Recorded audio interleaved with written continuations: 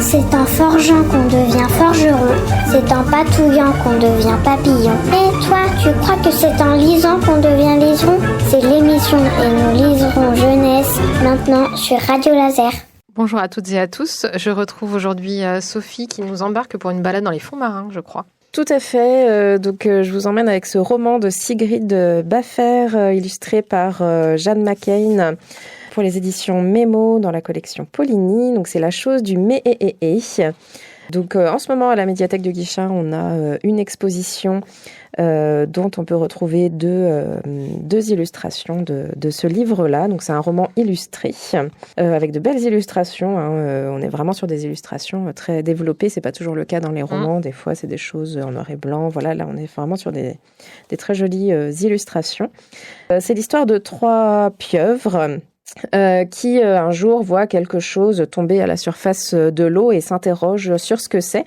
Donc nous, sur les pages précédentes, on a une petite idée, je vous dis pas, je vous laisserai découvrir ce que c'est, de ce que ça peut être, mais en tout cas, elles sont très intriguées, elles sont habituées à voir des choses tomber du ciel comme ça, mais en général, c'est des choses qui sont déjà très abîmées et puis qui finissent assez rapidement par couler dans les fonds marins.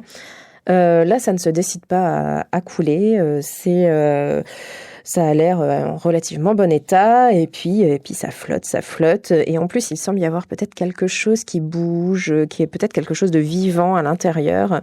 Donc, ça interroge beaucoup nos 3 pieuvres qui vont ameuter tous les fonds marins pour essayer de comprendre ce qu'est cette chose. Surtout que c'est un petit peu inquiétant, c'est gros quand même, presque aussi gros que Krakenko, l'orque ogresse dont elles ont très peur. Et donc voilà, elles vont aller voir le vieux sage au fin fond de la mer pour essayer de voir si lui, il n'aurait pas déjà entendu parler de cette chose-là. Donc à voir si elles vont réussir à découvrir ce qu'est cette fameuse chose. Voilà, une histoire qui est assez drôle parce que nous, on a déjà une petite idée quand même de ce que c'est, donc on aime bien les voir toutes naïves face à cet objet. Et ce qui était intéressant dans ce livre aussi, c'était la portée écologique de l'histoire, puisqu'à la fin, on a une petite note de l'auteur qui nous parle du point Nemo, aussi appelé le pôle d'inaccessibilité. C'est en fait le point ça se passe au milieu à peu près du Pacifique Sud, et c'est le point le plus éloigné de toute terre émergée.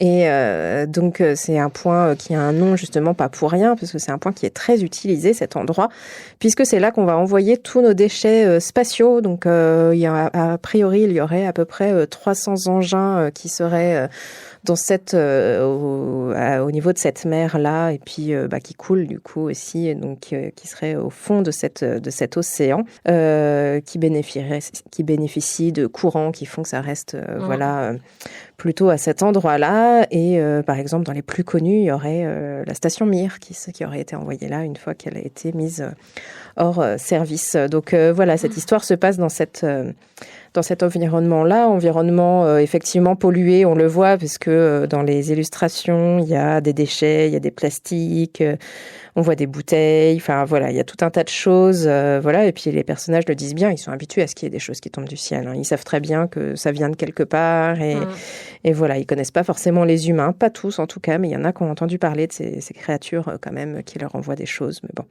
voilà, ils sont habitués, c'est là qu'ils vivent. Donc voilà, une histoire que j'ai trouvée très belle, avec de vraiment très jolies illustrations, dans des dominantes de bleu, avec des beaux reflets de lumière, des personnages hauts en couleur, parce que même si on pourrait imaginer les fonds marins comme quelque chose de très sombre, au final là on a vraiment toutes les créatures qui sont pleines de couleurs. Donc vraiment une jolie découverte que j'avais chez moi, qui attendait que je la lise un jour, et voilà que j'ai ressorti grâce à cette exposition qu'on a en ce moment à la médiathèque, et qui du coup était une très agréable découverte. Il fait partie d'une collection, Sophie, ou donc du coup c'est la collection Poligny, donc qui met en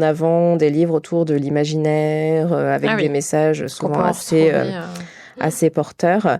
Donc voilà, vous pouvez le retrouver sur le réseau des bibliothèques des Vallons.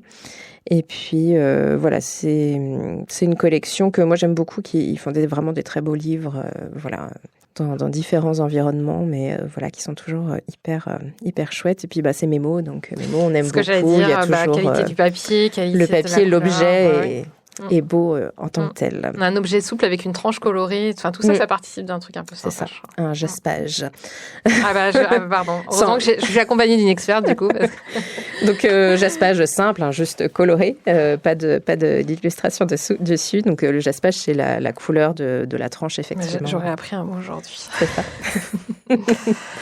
Merci beaucoup, Sophie. Merci.